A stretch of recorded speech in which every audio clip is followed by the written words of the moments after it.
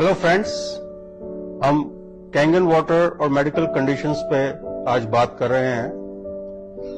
मैं आपके साथ एक बहुत ही कॉमन कंडीशन के बारे में बताना चाहता हूं, जो उसको हम CKD क्रॉनिक किडनी डिजीज के नाम से जानते हैं। ये क्रॉनिक किडनी डिजीज पिछले तकरीबन 20 सालों से बहुत ज्यादा बढ़ गई है।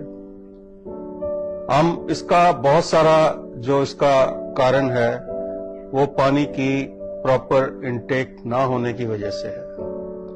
आज मैं देख रहा हूं कि हर सिटी में जगह जगह डायलिसिस सेंटर खुलते जा रहे हैं। मैंने जब बहुत साल पहले MBBS किया था 1975 में, तो डायलिसिस यूनिट हमारे हॉस्पिटल में नहीं होता था क्योंकि जरूरत ही नहीं होती थी इसकी।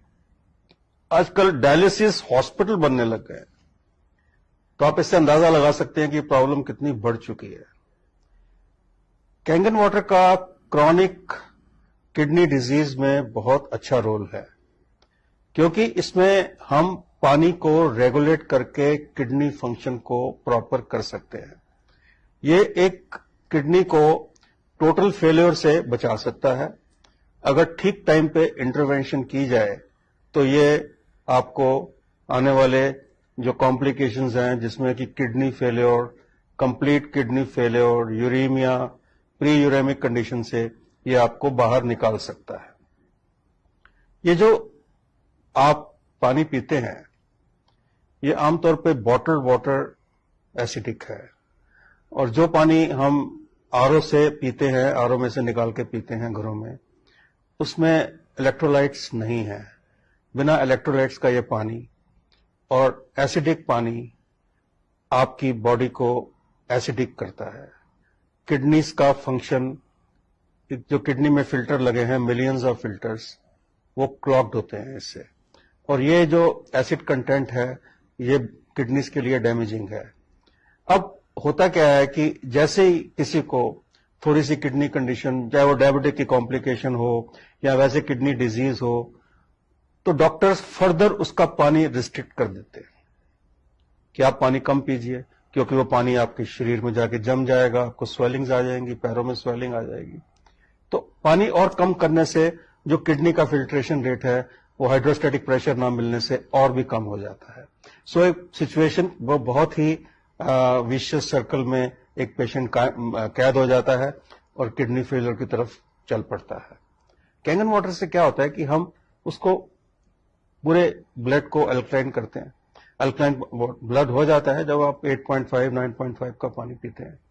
तो उसके करने से जो एसिडिक रिएक्शन है जो किडनीज में आमतौर पे देखा जाता है, वो बहुत ही रेगुलेट होता है। और इस रेगुलेशन से आप देखेंगे कि आपकी यूरिन आउटपुट, हमने सिर्फ एक ही चीज देखनी होती है कि आपकी टोटली पेशाब बंद तो नहीं हो गया। अगर टोटली पेशाब बंद नहीं हो गया और पेशाब आ रहा है तो आप सिचुएशन में बहुत कुछ कर सकते हैं।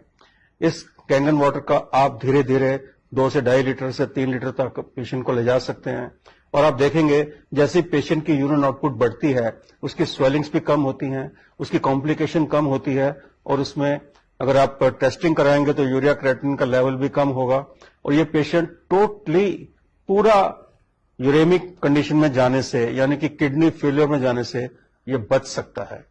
ये सब चीजें बहुत सारे जर्नल्स में छपी हैं, बहुत जगह डॉक्यूमेंटेड है, और हमारा अपना पर्सनल एक्सपीरियंस है। मैं डायलिसिस यूनिट्स में जाके मैंने विजिट किया और वहां पे लोगों को इस पर डाला जो कि टोटली, जिनकी किडनीज टोटली यूरिन बंद नहीं हो गया था, they were not in uraemia, they were in pre uraemic condition, और they were in the chronic kidney disease.